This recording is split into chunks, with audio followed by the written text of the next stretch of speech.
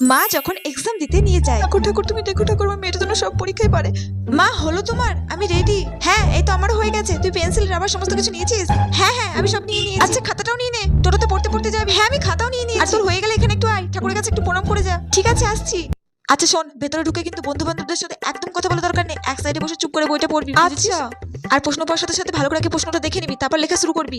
আর হ্যাঁ টয়লেট করে তারপর ভেতরে ঢোক। পরীক্ষা চলাকালীন টয়লেটে গেলে বোর্ডটা উল্টে দিয়ে তারপর যাবি। কেউ যদি তোকে পেছন থেকে ডাকে একদম উত্তর দিবি না, কাউকে দেখানোর দরকার নেই। ঠিক আছে। আচ্ছা শোন, সমস্ত কিছু লেখার পর কিন্তু খাতা বারবার করে রিভাইজ করবি। আচ্ছা ঠিক আছে। ঘড়িটা নিয়েছিস তো? এমা ঘড়িটা আনতে ভুলে গেছি। দেখেছিস তোকে তখন বললাম বারবার করে যে ঘড়িটা পড়ে নে। এখন সময় দেখা হলে তখন কি করবে?